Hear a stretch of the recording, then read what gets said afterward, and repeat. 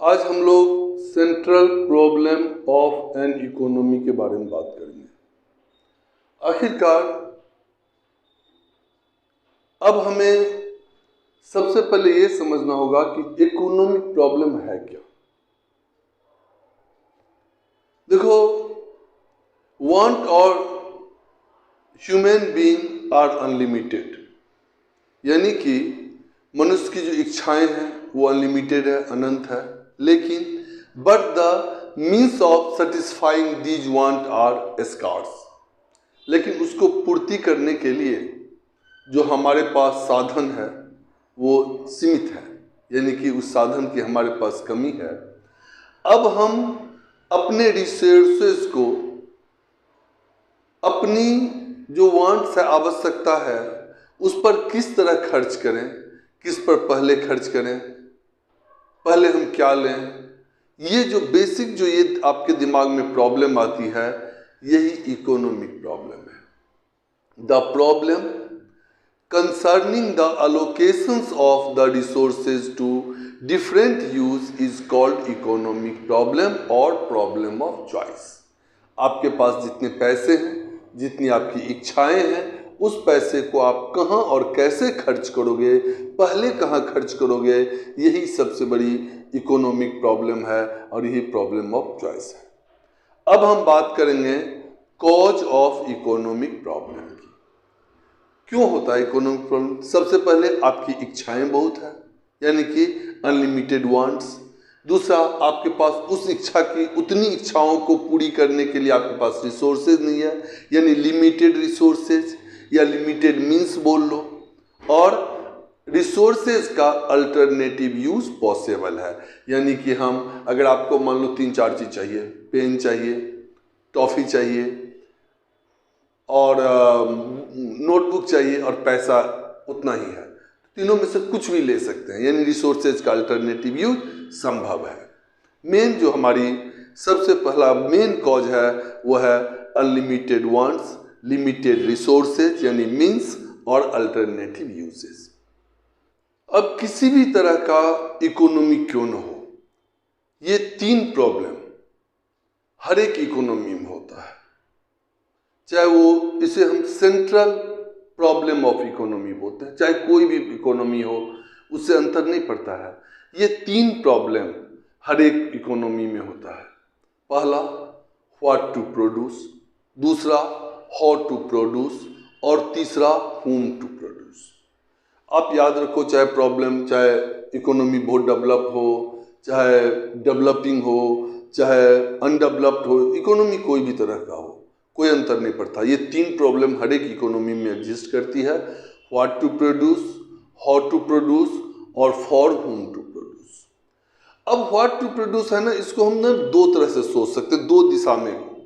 What to produce, क्या बनाना है, और दूसरा हाउ मच प्रोड्यूस, यानी वो चीज कितना बनाना है। ये दोनों व्हाट टू प्रोड्यूस। मान लो अगर मार्केट में मैं बातें करता हूं तो इतने सारे प्रोडक्ट हैं, अगर आपको मैं पैसे दे दूं, चल भाई एक इंडस्ट्री खड़ा कर लो, तो आप क्या बनाओगे? सबसे पहली प्रॉब्लम है व्हाट टू प्रोड्यूस, क्या बनाओगे?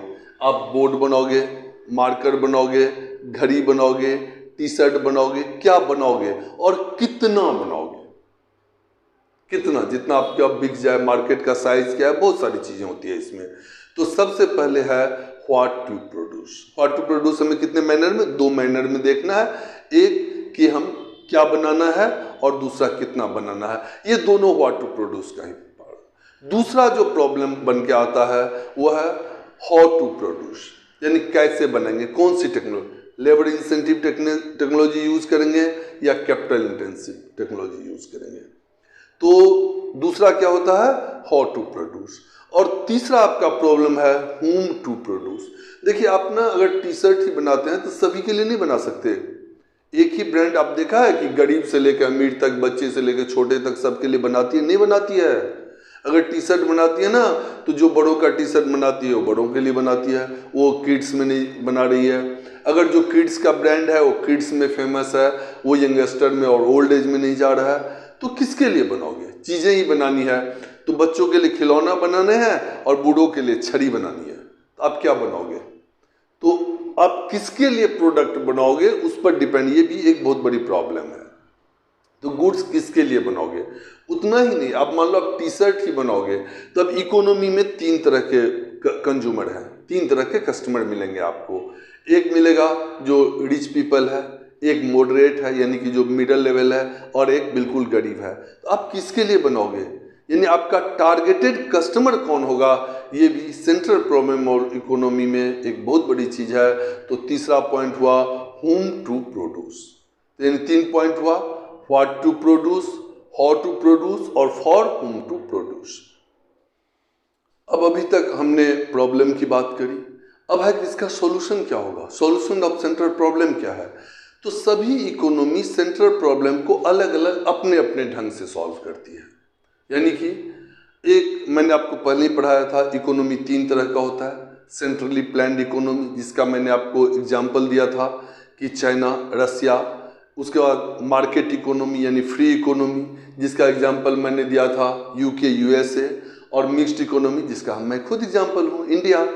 तो इसका मतलब है कि तीनों इकोनॉमी अपने अपने तरह से इस प्रॉब्लम को सॉल्व करता है। मार्केट इकोनॉमी यानी फ्री इकोनॉमी में क्या बनाना है, किसके लिए बनाना है, कितना बनाना है, ये सब डिमांड सप्लाई पर डिपेंड करता है। उसके हिसाब से डिस्कशन करी जाती है कि डिमांड सप्लाई मार्केट में कितना है, किस तरह की चीज़ें लोगों को चाहिए, उसके हिसाब से डिसाइड करते हैं।